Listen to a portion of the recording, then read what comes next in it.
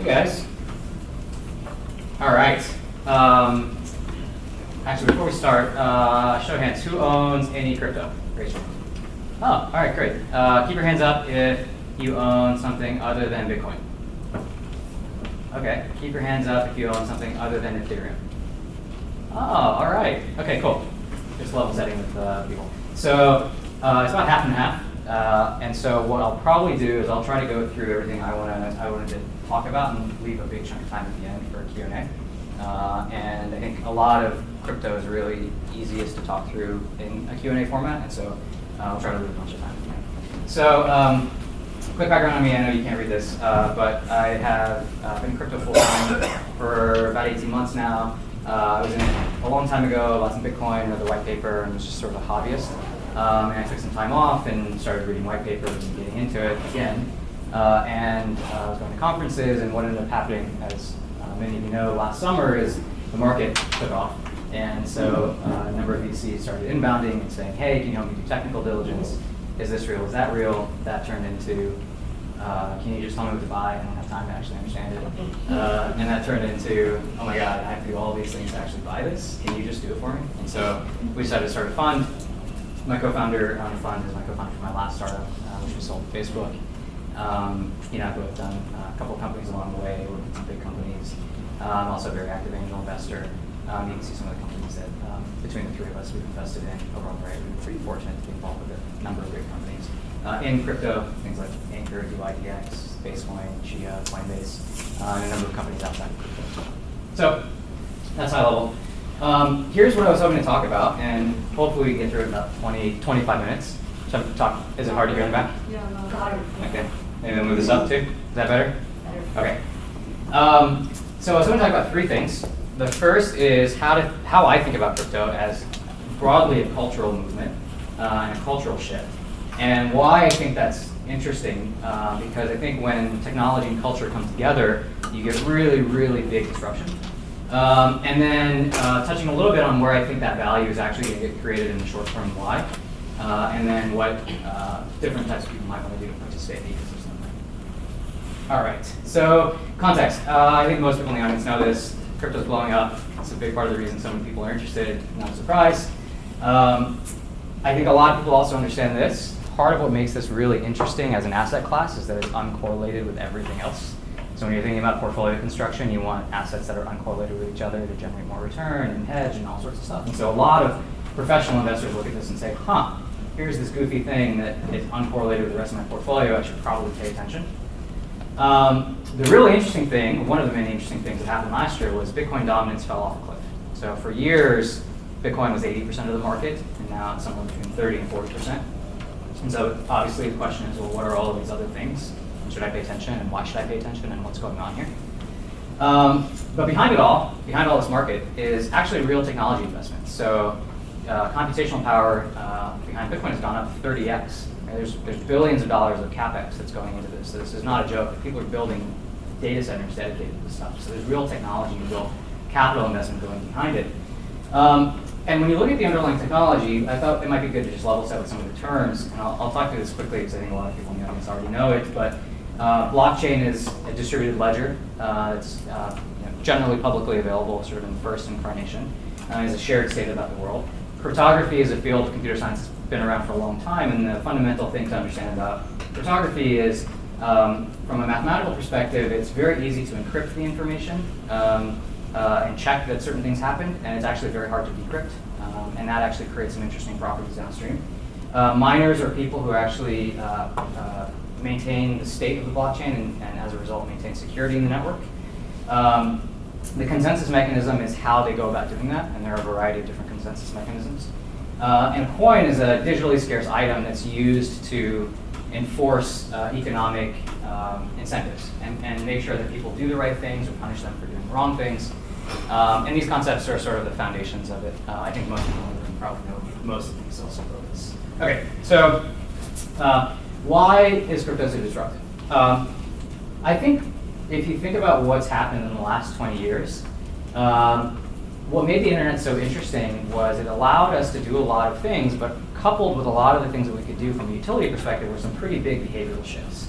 If you think about even something as basic as being comfortable giving your credit card to somebody you've never met, or getting into a stranger's car, or sleeping in a stranger's home, or it would have been unthinkable in the early 2000s that you would just list, here's who I am, and here's who all my friends are, and here's my photo, and here's where I live, and let me check in and tell you where I am right now. Like some of these things as cultural norms are actually pretty crazy if you think about it in the historical context. But when you get these kinds of cultural shifts that happen where behavior changes on a large scale for some reason, coupled with technology that allows you to do new things, you often get very disruptive things that happen. And the incumbents can't do anything about it, because the incumbents were actually built in a world that assumed a totally different cultural context. So that combination of culture and technology allowing you to do new things often ends up being very, very disruptive and creates a lot of value in its wake. And so the thing I would assert is crypto is actually a massive behavior shift manifesting itself through technology. So really we can break this down into two things, the behavior shift part and the technology part. And I think the behavior shift that's happening fundamentally is we have lost trust in the institutions that made our societies work. Basically, since World War II, there were a number of societal institutions and pillars of society that we looked at, and we don't trust those things anymore. And this is not a new thing. This has actually been a long-standing grind down. So only 20% of Americans actually trust Washington. And so you can see this has been going on for a long time, and there are these big moments where it gets much worse. Sort of the Nixon era, spikes back up around 2001, 9/11, and it crashes out again and continues down. This is pretty dramatic, right? To go from 70% to 20% of people trusting effectively a proxy for the government. Only 32% of Americans trust the media now. Far cry from 50+% in the 70s. It's a pretty big shift fundamentally. So this is not just a Facebook tanked it. This has been a slow grind down for the last 30, 40 years. Only 29% of Americans trust public schools. It's kind of a crazy thing to think about. Right? In the 70s, this was 60+%. People don't trust the education system anymore. Pretty fascinating. Only 27% of Americans trust banks. Not a surprise, but it wasn't, all of a sudden, if you look at kind of that big drop off from 40 to 20, it was 2008 in the financial crisis.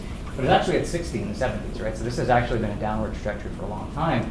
And the only time it went back up was sort of mid-90s to mid-2000s when we basically had the best economy of all time.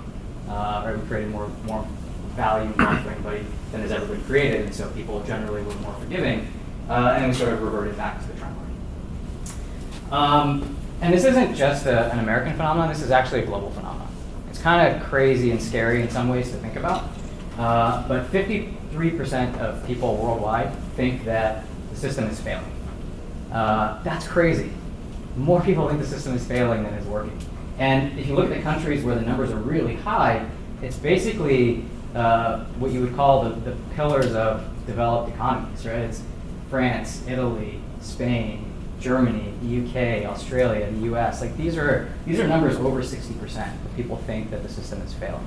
And all sorts of interesting reasons why that you can see up there. And on the other end, of course, are places like China or India that have experienced phenomenal economic growth in the last 20 or 30 years, and so you can kind of understand why that might be the case. But pretty amazing that so many people think that the system is outright failing.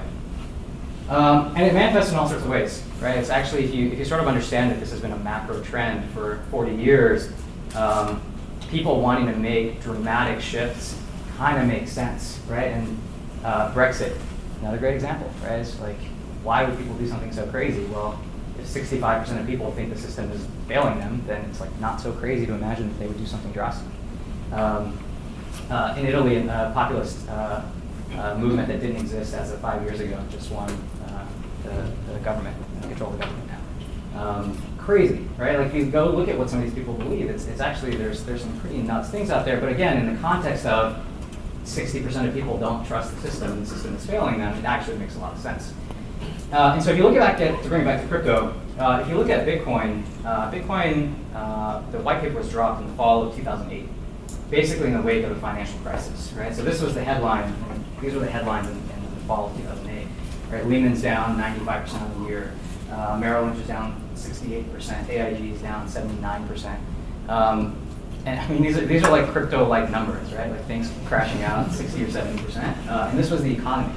And so if you understand that the thing that started this whole movement was really forged in this moment in history, it actually makes sense that the roots of crypto are actually this cultural lack of trust. Like fundamentally, crypto is actually about lack of trust. And as a cultural movement, that's where its roots are. And so when you look at the technology of it, fundamentally, crypto assumes a trustless environment. It's baked into the way that everything is done in crypto. It's all about operating in a low trust environment. So if you think about blockchain is public, it's transparent, anybody can verify it. There are no intermediaries. Why would you do that? Why would you make this data structure that is inferior and inefficient and doesn't scale? Well, you would do it if you didn't trust anybody. If you look at consensus mechanisms, why would you have this like massive energy wasting system that's just burning CPU? Well, it's because you don't trust anybody. And you want to bake the rules of how people communicate with each other into the protocol. If you look at even the way that crypto gets delivered, right? If you think about the act of creating a cryptocurrency, what do? You take the code and you open source it. And a lot of times it's done anonymously, so there's no net to choke. And it's launched essentially as free speech. Like, how do you shut off code? It's a text file. Right? I can go to the internet and I can download text. How do you shut that off? You do that if you don't trust the system, right? You do that if what you want is to make sure that it's censorship resistant and the government can't stop it. All of the fundamental technologies that are actually powering crypto are fundamentally about lack of trust. So if you look at the market, I think there are four broad areas in the market. It's a little bit washed out, but hopefully you guys can do this. Going from left to right, there are things that look like money, things like Bitcoin or Monero. There are things that are smart contracts. They let you wrap up money in code, and now the code owns the money. These are things like Ethereum. There is distributed computation and infrastructure.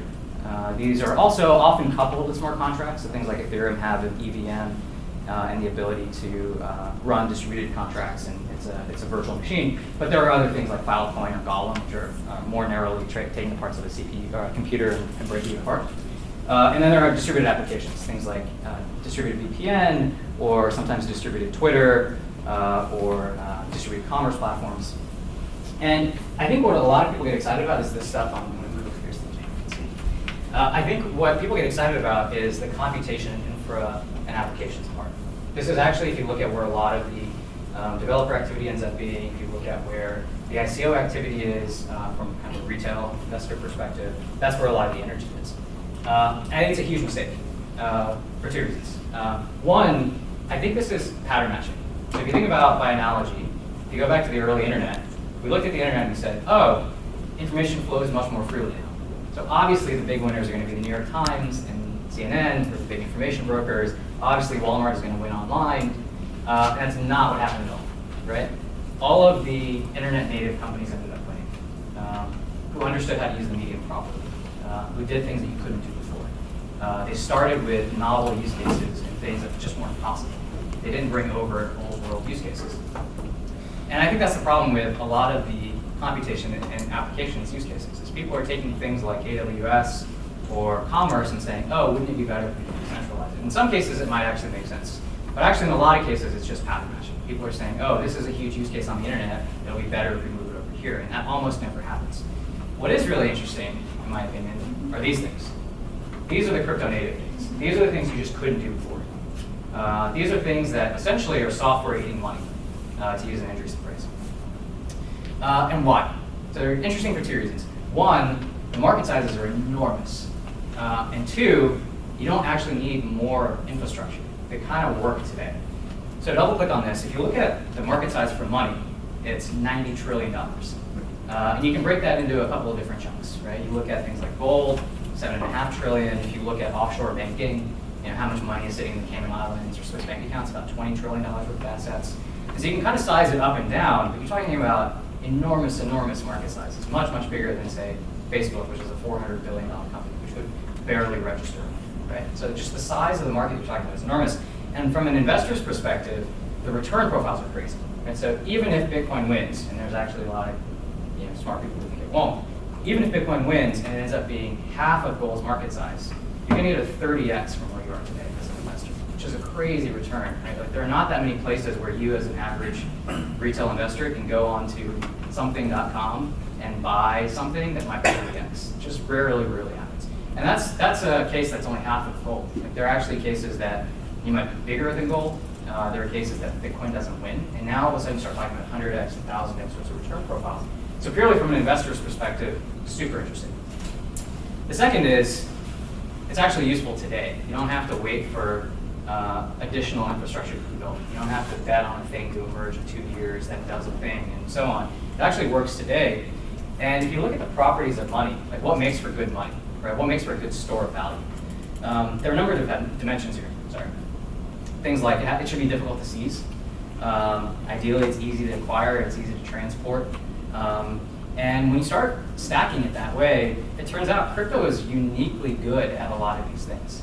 Right? Crypto is actually harder to take away than somebody's gold, right, or somebody's money. It's actually easier to transport. You can put a password in your brain and walk across a country border and carry $10 million with you, and nobody can stop you. And so when you look at it from first principles about how do people think about the utility of a store of value, it turns out crypto is actually really good at those things. The only thing it's not good at yet is the volatility, right? But even that is sort of a relative measure. Right? Maybe if you're in the United States, you don't want to have a bunch of Bitcoin. If you're in Venezuela, actually Bitcoin looks less volatile than your currency. Right? It's actually a better store of value than your native currency. And if you believe that over time the derivatives market's going to happen and real capital pools like pension funds are going to come in, all of a sudden that volatility is going to go down over time, over the next 5 years. And so once that low changes to a high, what do you think happens? How many people in the world actually want to use this thing? So this is really exciting. It's already useful today, and you actually are not betting on technology at this point. You're betting on human behavior to continue doing the thing that it's been doing for the last 40 years, which is actually a much easier bet to take than technology versus money. And so that's where I focus, is what are these things that look like money? And as software eats up money and people start to realize that the core utilities of these things are actually useful today, more and more people will come into that. And that will be the crypto native stuff that eventually might kickstart the other things over on the right. But actually the really interesting crypto native stuff is all in these first two buckets.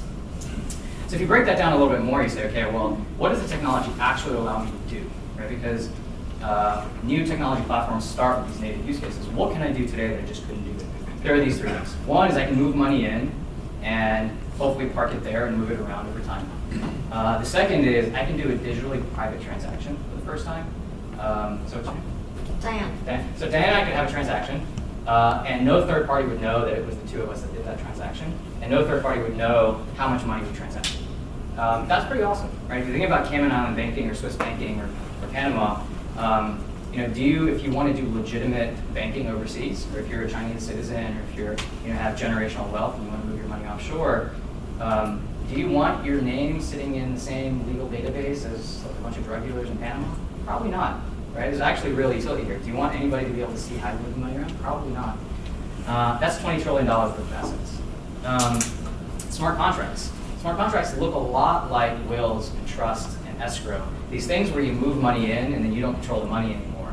The code controls the money, but instead of a bunch of legal code being created by all these people all around the world, it's now software, and I can just fork it on. And that starts to, over time, look like things like securities or lending or insurance, things that are actually pretty straightforward contracts that are just money wrapped in code. The other thing I think most people don't think about in early stage markets is the network effect properties. So all of these things actually have network effect properties. If you look back at the history of technology, network effect businesses actually end up being very regional. In mobile messaging, Facebook won in North America and Europe, but actually WhatsApp won in India and South America, and WeChat won in China, and Bikontakte won in Russia, and Line won in Korea and Japan.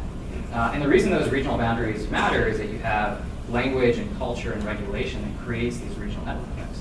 So if you believe that's going to be true again with another generation of network effect products, which has been true for the last several generations of network effect products, you end up with this matrix, and you look at this and you say, oh wow, there actually might be a lot of winners. Now there's some open questions about how this evolves.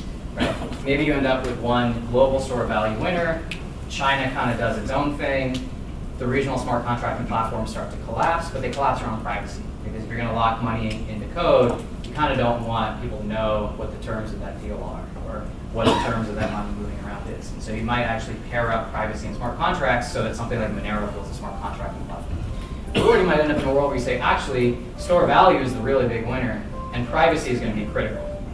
I don't want people to know how much money I have. And China does its own thing. Or maybe it turns out, because people don't trust the Chinese government, everybody's moving their money out. And the Chinese government can't actually get their hands around this. And so you end up with global winners in these things. And there are lots and lots of use cases about how this stuff might collapse over time. And so really what you want to do, I think, as an investor is be thinking about where are these regional network effects, allocating across that whole matrix.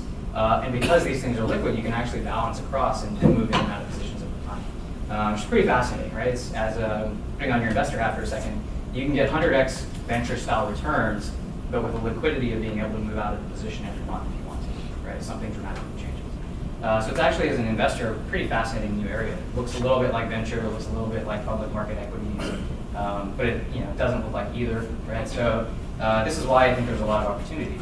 I mean, people in this room are so far ahead of most of the rest of the world right now in terms of understanding this stuff. And so if you believe this happens, there's going to be large pools of money that move into this, and so there's lots of opportunity. So fundamentally, hopefully, I've made a case here that there's this massive behavior shift happening in society all around the world. It's a lack of trust. And the reason that crypto is catching right now is that the technology is actually sitting on top of this cultural trend. And fundamentally, the technology is about lack of trust. And its lack of trust manifests as code. And so, of course, the question is, well, how real is this really? Are we all just navel-gazing right now? And nobody can really know the answer until 10 years from now.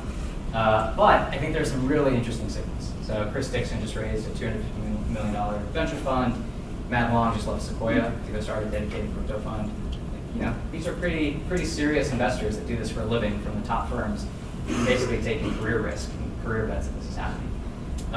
If you look at the amount of money that was raised in ICOs, Q1 2018 was actually bigger than 2017. Pretty crazy to think about in terms of dollars raised. And these are $6, $8, $10 billion. These are not small numbers. You start to rival early stage venture. If you look at bigger companies getting into it, Telegram just raised close to $2 billion to pursue this. Facebook just announced that they're going to pursue this. But all that being said, with all these early signals, I think we're basically in 2005. Bitcoin has 50 million users, roughly where MySpace was in 2005, and we know what happened there. And so there's really a big question of, is Bitcoin just the thing that showed us that people want this, and you have to jump through a bunch of hoops to actually make happen what you want to have happen? Does Bitcoin end up like Facebook and end up being the dominant winner? Does it end up like Twitter, where you sort of look at it and you're like, man, you could be 10x bigger and have 10x the reach and have done all these things, and you just weren't able to make it happen? So it's really, really early days. And so the question I would ask, that I think a lot of people are asking now, is if you could go back to 2005, what would you do? If you could look at social and say, this might be a thing. Or if you go back to 95 and say, hey, this might be a thing, this internet thing, what would you do?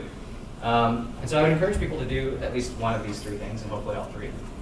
One is just read a bunch, right? If you think this is actually a massive cultural shift, understanding it to understand all the implications on the economy, on politics, on your own finances is pretty important. This isn't an ad to follow me. This is everybody that I follow. So if you go to my Twitter account and you just look at everybody that I follow, it's 90% crypto related at this point, and that's actually the best resource, is what are people talking about that are deep in it, because there's no book on this stuff really, right? It just moves so fast. The second is invest a little bit. There's actually nothing quite like putting a couple $100 to work, and then all of a sudden you'll care a lot about what's happening. And then the third is actually go build. There's a lot of interesting things to build right now. Everything from wallets to infrastructure to developer tooling. And maybe it's not the big breakout startup. That's okay, right? If you've been in social in 2005, maybe you end up like FriendFeed and Facebook buys you because they're the big winner, and you still end up making a ton of money, right? Like, you don't have to be right exactly, as long as you're sort of directionally right. And there's a lot of interesting opportunities right now, I think, to build very straightforward tools that would advance the space. So in summary, I think there's this massive falling apart of trust in society.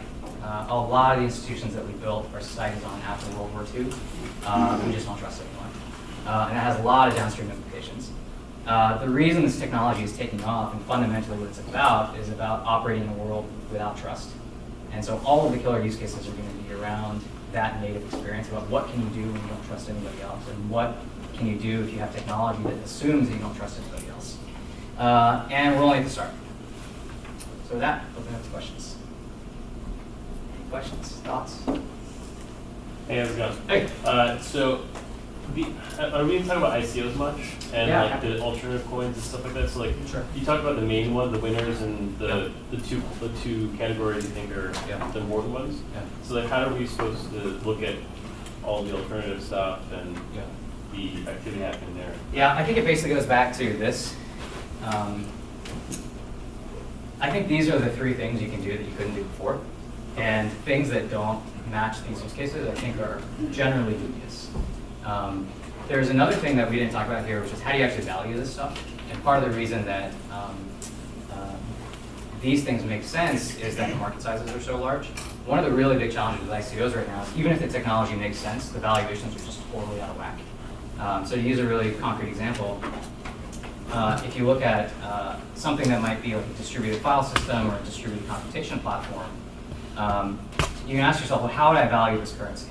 And there's a framework which could be wrong, right? We might be in 1999 where we said, oh, we should value everything by eyeballs, and it turns out that was totally the wrong metric to use to value anything. But there's a very standard way that people are using right now, which is a monetary equilibrium equation that you can use for currencies, MV equals PQ, and to distill it down, go read the Wikipedia page. But really, to distill it down, what you can say is the network value of one of these currencies is proportional to the amount of GDP equivalent in the economy. And so for something like computation, it would be like how much computation power is there in the network? Like what is the cost of that to purchase that?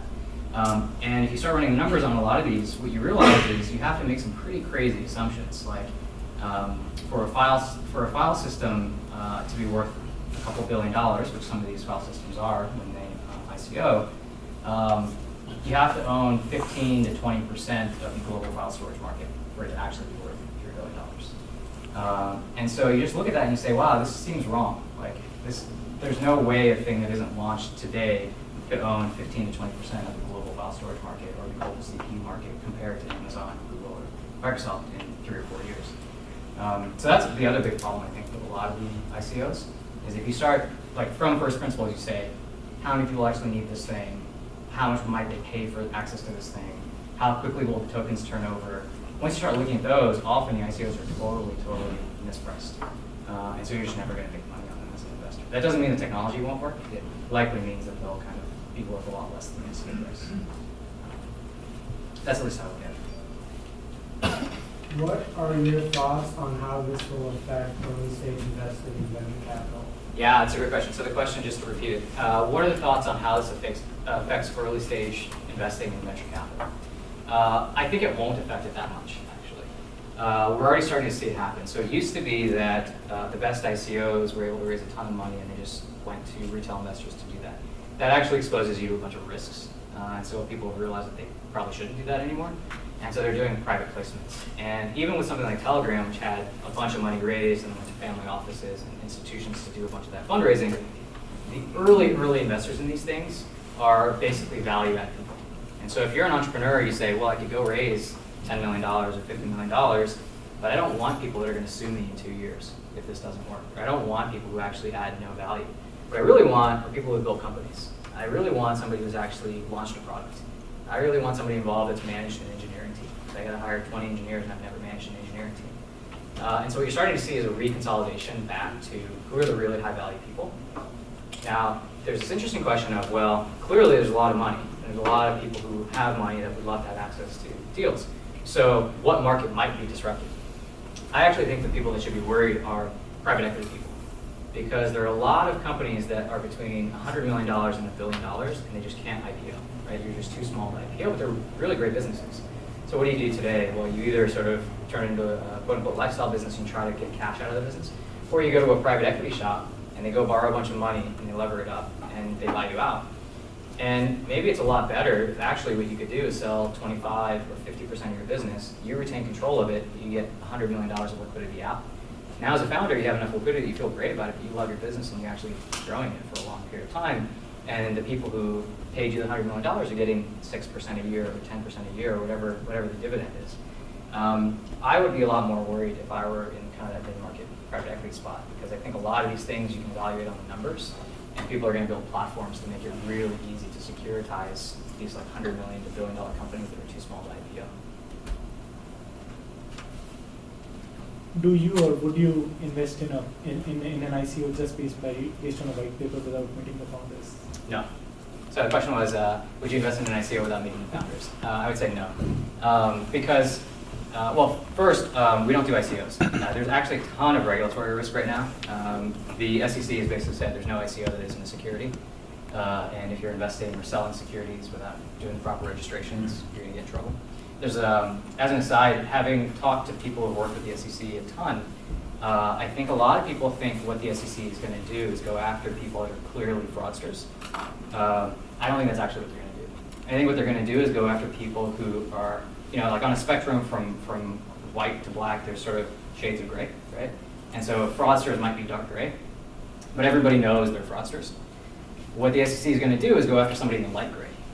Because if you hammer somebody in the light gray, everybody that's any darker gray freaks out. Because they're like, wait a second, those guys are doing everything right.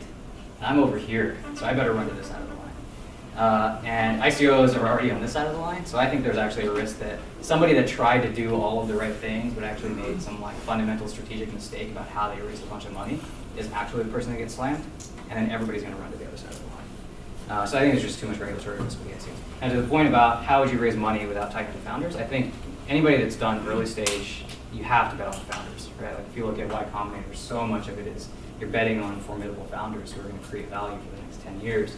You just can't do that if you don't talk to the people. Like ideas are cheap, right? Once it's out there, it's open source. People talk about white papers, but a white paper is just as forkable as code, right? I can just take the idea in the white paper. There's nothing stopping me from taking it. So actually, a lot of it does come down to who are the founders of the team. Yeah, there's been a lot of talk about the environmental impact that all the compute is taking up. Yeah. Do you think that's overblown, or there's a genuine concern there? I think it's probably overblown. I think if that ends up actually being an issue, I think people will figure out how to solve it. But in practice, if you look at how a lot of this is being structured now, it's being structured near things like hydroelectric plants, and so a lot of the energy that's going into it is renewable. People are doing very clever things like you actually have this interesting problem with power generation, which is there's a fixed cost to turning off the generators and turning them back on. You have unpredictability in your renewable energy cycle, whereas coal might be renewable. So you actually have a lot of excess capacity at the individual power plant level right now that people are starting to arbitrage. So what they're doing is opening up mining operations next to the power plants to use all the excess electricity, which is essentially they're going to burn off anyway.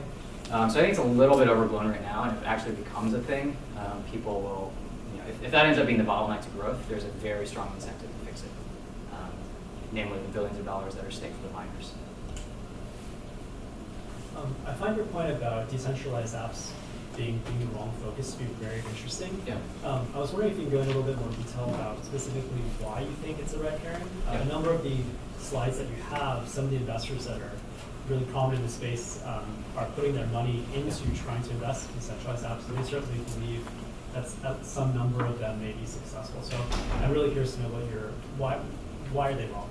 Yeah, so it's a little. So the question is, why are the decentralized apps not being placed to invest or focus? So I should caveat that by saying I think there are some individual use cases that might make sense. So Orchid, which is a decentralized VPN, might make sense. But fundamentally, it goes back to this idea of the trade-offs in this space are about trust. And what you're really doing is you're saying, I want censorship resistance. I want seizure resistance. That's actually what this is about. And fundamentally, the data structures that you're talking about and how distributed systems work. And so that comes at a cost. And so there has to be some benefit that outweighs that cost pretty dramatically.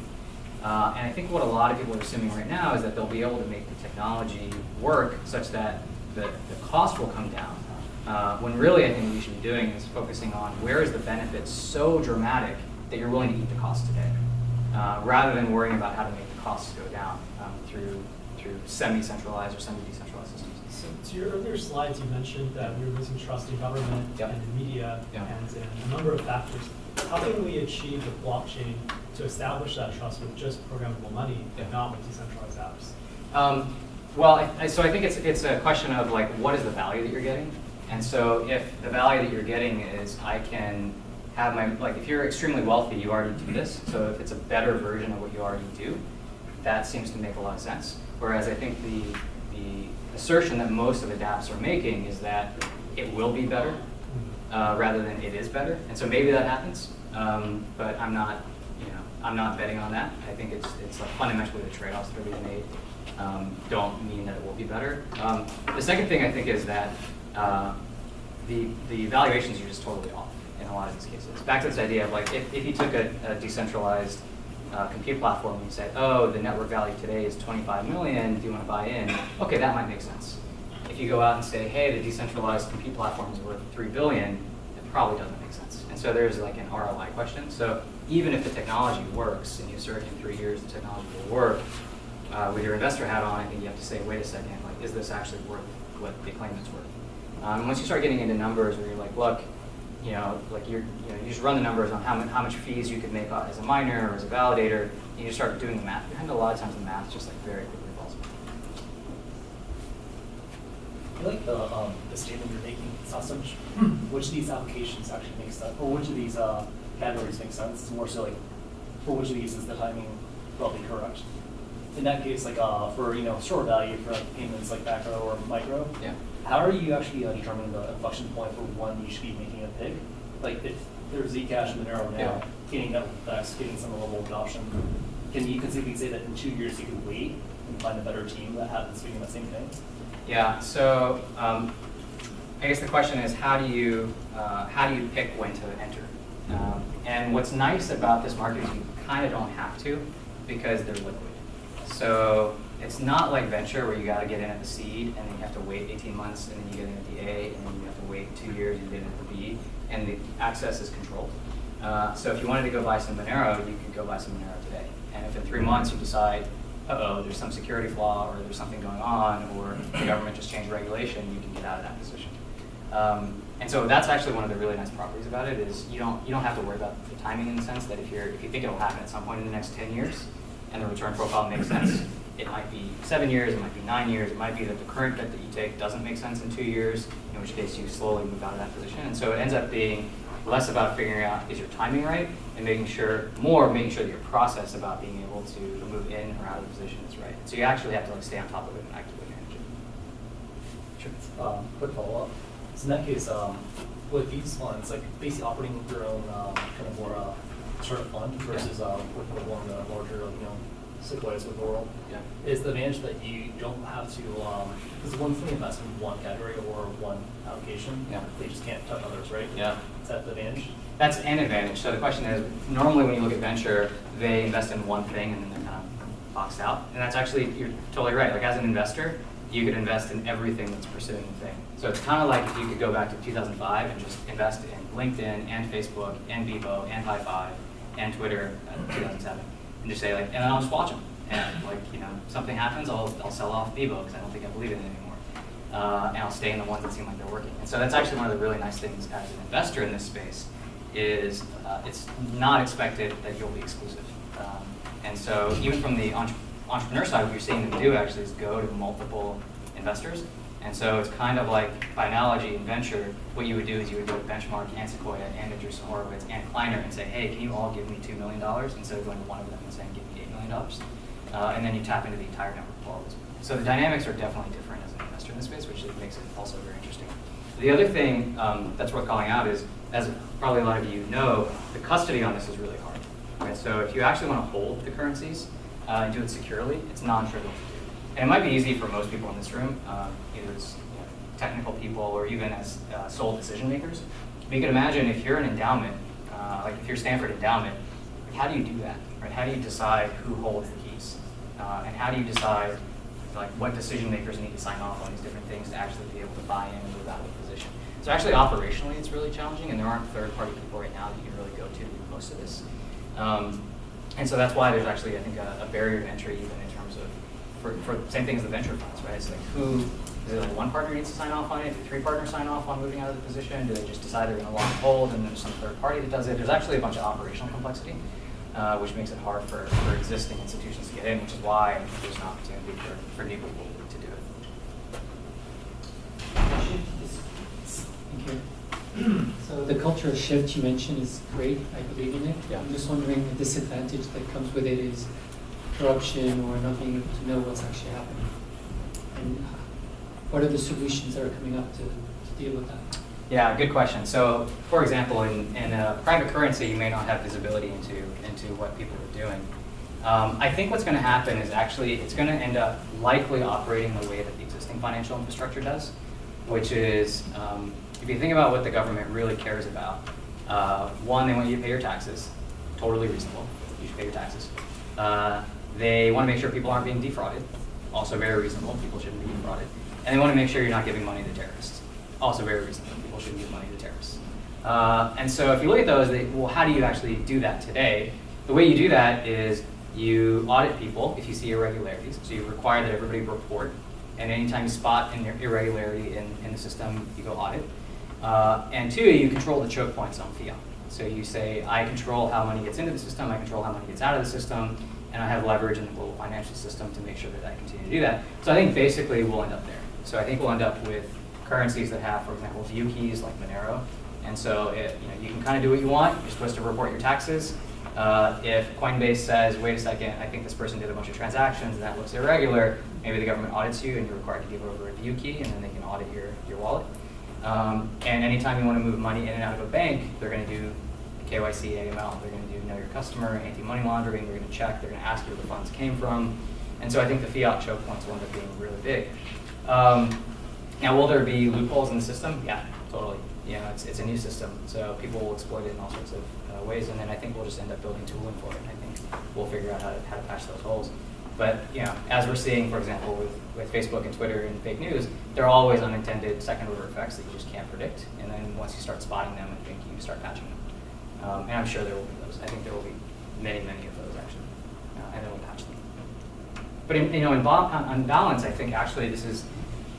Especially on the privacy side, I think a lot of people deep in the space, kind of back to this idea of trustlessness, really think that's a pretty fundamental thing, right? And over the last 20 to 25 years, we've lost, the balance of power has shifted away from where it was almost for most of history, right? Like the idea, for example, setting aside what you think of some of what the EU is doing with the regulatory stuff, this concept of the idea that you can be deleted from the internet, you can be forgotten. That's kind of an interesting concept because, 100 years ago, you could just move 5 miles away and nobody would know where you went. It wasn't you could kind of disappear, right? You could move west. You could go from New York to California and then you were gone, right? And so actually, for most of human history, we've had a degree of privacy that we've kind of lost in the last 10 to 15 years. And what's fascinating about the technology here is it kind of resets the balance in a really interesting way. And so I think actually, once people realize that, people will start to sort of embrace that in a new way. From a fund standpoint, given the liquidity of the underlying assets, are there lockup period? How do you think about lockup periods versus being a long-term investor in some of these projects, or if they have ICOs points? Yeah. So the question is, how do you think about long-term investing and short-term investing in this space? It's a very personal question in terms of what any individual should do is different than I think what a lot of funds are doing. But basically, if you look at it from a limited partner's perspective, the space is a platypus, right? It's got a duck bill, it has fur, it lays eggs. It kind of looks like venture funds. It kind of looks like hedge funds. It kind of looks like early stage. There's hard technology there, and so a lot of people who invest a lot of money look at it and they're like, I kind of don't know what to do with this. And so it's a little bit of choose your own adventure right now. So there are people that are doing really short-term stuff. There are people that are operating much more like venture funds, and they want to buy and hold for a long period of time. And actually, any of those are pretty reasonable strategies right now. I think it's a pretty inefficient market, and so you can kind of do all of those. The way we think about it is anything that we take a position in, we do it with the perspective of wanting to do it for several years.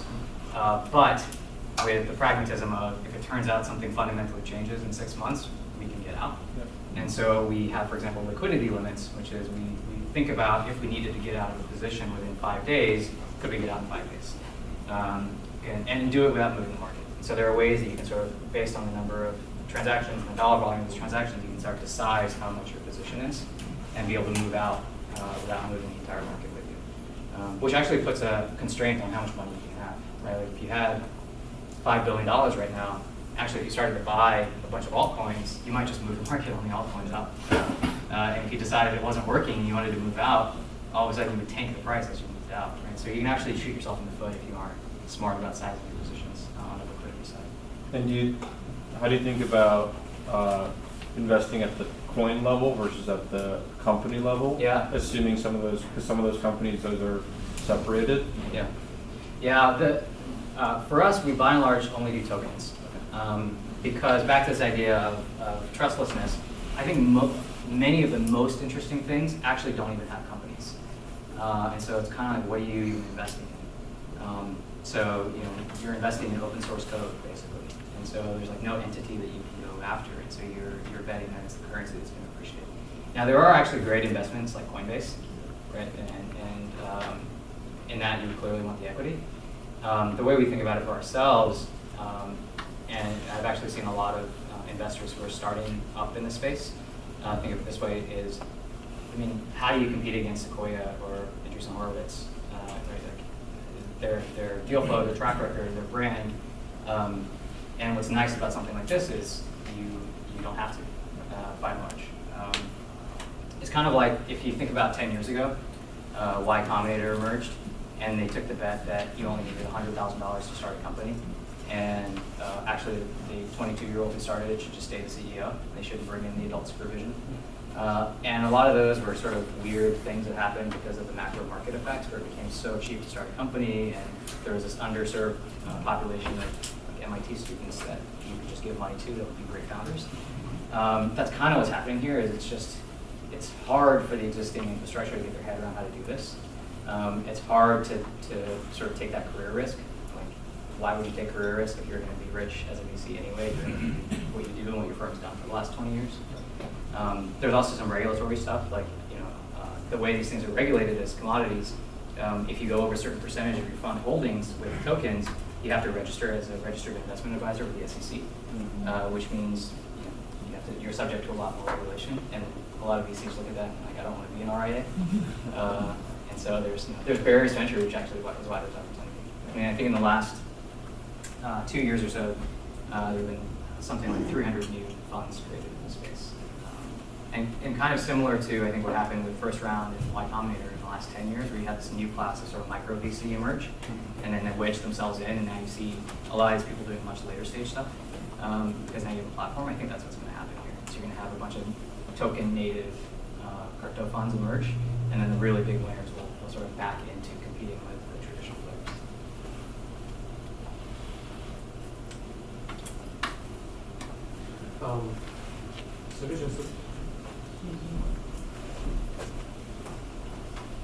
It's kind of interesting how you described this chart, just the one that just showed before. You actually think the application layer or the other layers, because technology is not mature, that the state of store value or the privacy or smart contract, the technology is mature. I would actually think different angle in the sense that the three items you identified, actually the market, is actually the market is already proving. Mm-hmm. The other two, the market not proving yet. Yeah. So my question is, for the market to prove like store value, to me it seems like there's not much work. The first question is, who will become will there be only one winners or will there be multiple winners? Yeah. And if there's to be one winner that's a big for store value, pretty much there's no work need to be done. Work means the development work. Yeah. Can invest, that's a different story. So I just want to hear your thoughts on each bucket. I think smart contract is not yet, right? But see the store value is pretty much have clear winners, Bitcoin. Privacy, you still have people competing, even though those technologies are not perfect yet. So what's your thought of who will become there could be one winner over the global? Of course, you market like China could be different. Yeah. If that's the case, that means how much work from a new product, new development perspective that will be happening in these three buckets. Yeah. So a lot of good questions in there. So I actually don't think Bitcoin is one. I think there are a lot of people who do. So I would actually first challenge you on that. As a point of analogy, I think people forget, but Facebook wasn't bigger than MySpace till about 2010. Right? It's actually kind of crazy to think about that it took that long. And so I kind of think, if you think the market is going to be 1.95 billion people more than it is today, and you have 50 million users today, but you think there might be 2 billion who want to buy into this, then it's not crazy that the thing that emerges today actually ends up solving a bunch of the problems that Bitcoin has. For example, it's pseudo-anonymous, right? So maybe anonymity actually turns out to be a pretty important thing. In the same way that with Facebook, like very subtle feature, but real names really matter, right? If you're going to build a social network, it turns out being able to find your friends and have a real identity is a pretty killer feature. And everything before that didn't really have that property. And we didn't realize that until we got to about 50 or 80 million users, and we're like, oh my God, who are all these people? So you're talking about there's a potential network effect here. Yeah. So when do you think that when we think the inflection point network effect hit in, was nobody would be able to compete with that one? Yeah, it's a good question. I think the question is, when does the network effect really become unstoppable? Yeah. And I think it's a question of how big you think the market size is. So if you think the market size is 100 million people, maybe it's over. If you think the market size is 2 billion people, then there's more than enough runway for somebody to catch up. And so I tend to think the market size is probably closer to 2 billion, because anybody who has a smartphone can now participate. And if that's true, then it's entirely possible for something to start today and take off just with a faster growth rate. Like, what really matters here is slope, not y-intercept, right? So given 4 or 5 years of runway with much steeper slope, could you catch up? I think you certainly could. I don't think it's out of the question. And in terms of all these other ones, I guess the point that you're making is actually exactly the point that I want to make is, as an investor, you generally, a lot of investors, not always, but a lot of investors actually really like betting on markets that are already here. You don't have to bet on the market to emerge. And the fact that in this case, you kind of do what you want to do. You have to jump through some hoops. If you want to go buy some Monero, you actually have to jump through some hoops. But you can kind of do it. And that indicates that, it's going to get easier and easier and easier, and as it gets easier and easier, more and more people will do it. Versus some of the infrastructure bets that people are making, where you're hoping, like it's a white paper today, and there's a bunch of brilliant PhDs working on it. You're kind of hoping that they can deliver in 2 or 3 years. As an investor, you have both technology risk and team risk and market risk in those situations, and so those are much worse investments generally. Now, they might work. And so somebody might hit the lottery, and a bunch of people have hit the lottery here, but you generally don't want to take all of those risks at once. At least that's our approach. Especially when you have markets that are so enormous, such as offshore banking at $20 trillion.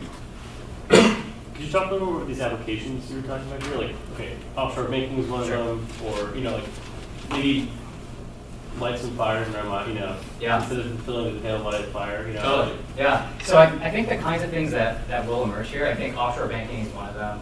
Generally, like literally a bank that does what Swiss banking used to be. You can move your money in, there's liquidity, they're going to protect your assets, there's no way to figure out who's who.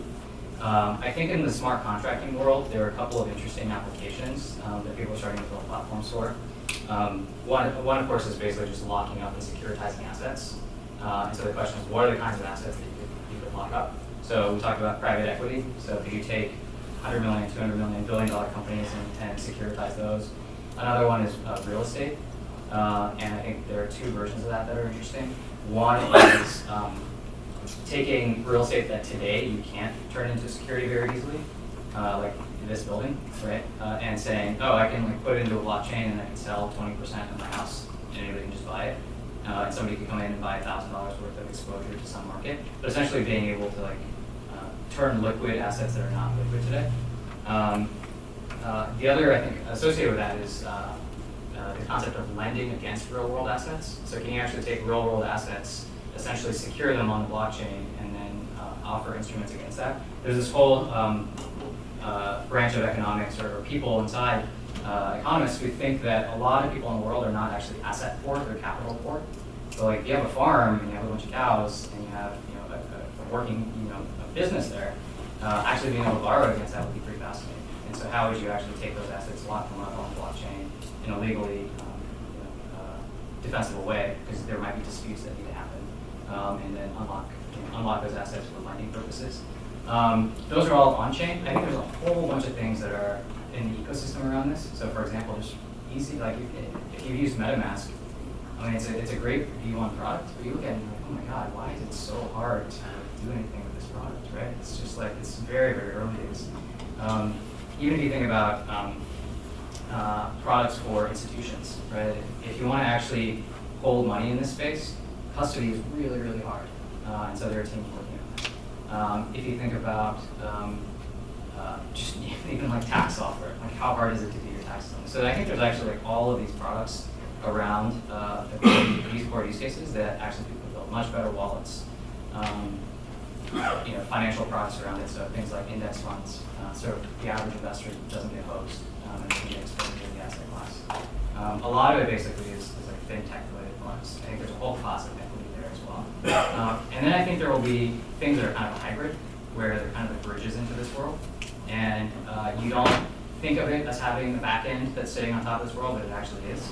And so I suspect, this is where it's like you look at something like Uber, where you say, it would have been so hard even with mobile phones to predict that Uber would be a thing. Because not only did you have to figure out that mobile would be a thing, GPS would be a thing, but then you have to take a leap that said, GPS isn't about me going to a place. GPS is actually about stuff coming to me. And I suspect there are a couple of those kinds of concepts here where actually what you're going to do is on the back end, it's going to be a blockchain, but the interface to it is going to be something that people don't even realize. So people talk about, for example, EMRs on blockchain, because there are these places where data sharing between companies is really hard, or supply chain, where actually people don't trust each other, and there are these massive companies that have an incentive to not trust each other, and now you could actually create incentives for people to trust each other, and that infrastructure will be built on a lot of this, but and use a lot of these concepts around trustlessness. But that company will likely look like a traditional company. But I think the root of it all is like, where do people not trust each other? And so that's where I think supply chain is really interesting, right? It's actually sort of an adversarial relationship, where you may not trust your supplier to tell you that it's actually organic, or a supplier may tell you that it's shade grown and it's not actually shade grown. And so any place where you have these kind of like adversarial situations, I think is a very interesting place to explore applying these. Just to follow up on that last point, because like I've heard that argument before, where like, oh yeah, like we can have people trust each other more. Yeah. But then how do you verify certain things? Is the question like you still have a human saying, like, oh, I have to fly someone out there, like this is shade grown, and now maybe now it's verified. You know what I mean? But that's Totally. well, so that's where I'm not having the So I think it's a fantastic point, and I think that's exactly right. It's basically you still have to run it like a traditional company.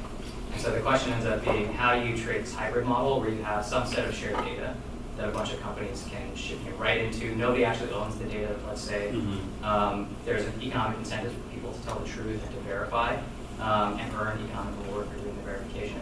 But actually, there has to be a human who goes and does some verification off-chain and like in the real world. So I think that's exactly right, which is why I think they end up looking like more traditional companies that use the infrastructure, but like they'll probably charge with labor. It ends up being like an enterprise business where you charge with labor, so you have to go on the ground and or you have to have some rankings that do verification. Interesting. Okay. Of course, to go back to the point that you made earlier. Yeah. Sooner or later, the government's going to enforce tax reporting, to customers, and all these regulatory reforms. Right? To that point, would it be fair to say that blockchain was another way of secure transactional system more than any innovation going on out there? And the other question I have is, can you think of any innovative ways that government could enforce these standards that those traditional systems? Sorry, I'm getting really hot up here. So I guess the first question was, will the government just regulate this? And I think they will. I mean, in essence, they've already, the rules are already there. It's a question of enforcement, right? And so you probably should be paying your taxes, and they'll have to figure out how to make you do that over time. But I think most of the interesting stuff here actually kind of circumvents the government. And so as long as you play by their rules, you can still extract the value. So for example, like offshore banking, well, when you make the money, you should pay your taxes. But once you paid your taxes, you can move your money offshore and kind of do whatever you want with it. And so I think like as long as you play by the government's rules, I think it'll actually be good once they start regulating it, because it'll create certainty. Sorry, my question is a little slightly different. Sure. If the rules are there, you pay cost of however this way. Yeah. The rules are there. You're going to modify this, evolve it, look at it into the blockchain. Once that happens, Wait, what do you mean by that? All these regulatory reforms that we already have on the traditional currency-based system, right? Yeah. We're going to bring it, there's a reason purpose for those regulatory reforms on the currency-based system. You're going to bring it on to blockchain transactions so the government knows who's doing what, right? So at that point, blockchain will be a method or a way of doing secure transactions, and that's very necessary. Well, I think it's a little bit of an oversimplification because it matters what you're bringing on. So for example, if you're bringing on the idea of taking a bunch of real estate and letting people buy shares in that real estate, and you just never were able to do that before, that's actually net new value, right? So it's not like you port it over, like it's, you know, NASDAQ is not going to switch to blockchain. It's just like not, it's like worse than what they do today. I think that's why I think this whole idea of like, what can you do now that you could never do before? Like private transactions or digital store value, or you can't take my money away because it's a password in my head and I can just walk across the country border. And so the blockchain applications as a piece of infrastructure, I think something like, hey, I can actually take assets that previously weren't liquid and make them liquid, and this is actually a better data structure for them. It starts to be much more interesting. And then over time, I think you'll get kind of like the Amazon effect, where if those markets are big enough, you'll have so much leverage that you'll be able to back into more traditional markets and start competing with the traditional businesses. But I think there will be a lot of net new value created, and all of that net new value is going to be from the perspective of what can I do today that I just wasn't able to do before. And that I think is going to be, the government is going to actually, I think, embrace a lot of that because it's going to be net new value. And the second part of the question, like, do you think of any new innovative ways that the government can enforce bring this regulatory reform, not like a traditional system? Yeah, it's a really good question. So I think the regulatory side of this, kind of 2 or 3 thoughts on that. So I think they'll basically use the penalties that they have. At the end of the day, we still all live in a country, and so you still have the you can go to jail card, and the government still has that, and they'll use that card. And so I think it'll actually be pretty straightforward on that front. The 2 other things on the regulatory side that I think are pretty interesting. One, I think the cat's kind of out of the bag at this point. So if the government really wanted to shut it off, they probably couldn't at this point, I think. And the reason is there's a regulatory arbitrage challenge, which is if, let's say, the US shuts it off, like what other country embraces it? And what does that mean? And do you give up that financial innovation? So if you look at the way that the SEC, for example, handled the Bitcoin ETF, I think they're showing a lot of sophistication. So I'm not sure how much you guys know about this, but so there was kind of wave 1 of ETF proposals. And the SEC said, no, derivatives market doesn't exist yet, it's not robust, we can't approve this. Second wave comes in, this was last year. If you look at what they didn't say no. What they did was they went and back-channeled everybody and said, hey guys, we're not going to be able to approve this. The regulatory, we don't want to fill the bubble, and the derivatives market is still not quite where we need it to be. So can you withdraw your applications? Right? And so they never actually officially said no to all those guys. They all convinced them to withdraw the applications, which if you think about it is a very savvy way to do that, right? Is to get what you want without sending a really negative signal to the market. So I actually think what's happening is a regulatory arbitrage problem here, which is the government can't shut it off because there's going to be so much. I think they're sort of resigned to the fact now that there's going to be a bunch of innovation there, and you're much better off trying to capture the innovation than shut it off at this point. The third thing on the regulatory side is I think a lot of people are actually worried about the government regulating it or shutting it off or trying to shut it down. And I think the risk is actually in the opposite direction. I think the real risk is that governments really embrace this stuff, like in a totalitarian, authoritarian way. So if you think about it, it's just like, this is better than cash, right? Because it kind of could have the zero-fee transactions from the user perspective, and you can convince a bunch of people to buy into it. And then if you're the government, you know exactly what's happening on every single transaction, which is kind of a pretty scary thought. So I think the real risks are actually generally in the other direction, which is not that the government tries to contain it, but actually it goes the other direction and just says like, oh, this is awesome. This lets us do like what the NSA wanted to do, but 10 times better, faster, easier. So let's embrace it. That's actually, I think, the real risk. Oh, thanks. So in terms of consensus mechanisms, I think there's this trade-off between decentralization and scalability. And there's, I was curious what your views are, because you talk a lot about censorship resistance, and I know there's there's been views about like whether it's sovereign grade versus platform grade. I was just curious, like your views on censorship resistance and like how you, I guess how where you take yourself and whether that drives like your view of what resistance mechanisms look like. Yeah, I think there are kind of two ways I think about the censorship resistance and like the degree to which you need to be censorship resistant. So I think there's the ideal, which is you would be like sovereign nation state censorship resistant, truly decentralized. In practice, I mean, even Bitcoin is somewhat decentralized, right? Like the number of people that really control the mining pools, and you could argue that they actually won't collude and so on. But I think that's the ideal. I think what will probably happen is we'll get stuff that is good enough, and really what you're doing is getting protection against like hackers taking your stuff, and you'll be good enough that if you really wanted to flee, you could flee. And that would be like another class of products. And so I think you'll actually get like two classes of products emerge, where, for example, with like store value, you might want sovereign nation state censorship resistance. And for something like smart contracts, you just want the hackers to not see what you're doing. But you still are bound to the regulatory frameworks of wrapping up things and having dispute resolution with a traditional legal system that you kind of are tied into the legal system. And that you just want enough privacy and enough protection that it's sort of quasi-decentralized, as I think kind of where you end up. Even in those models, when we're thinking about investing, I think one of the things we think about is how decentralized is it really? And is there a path to more decentralization?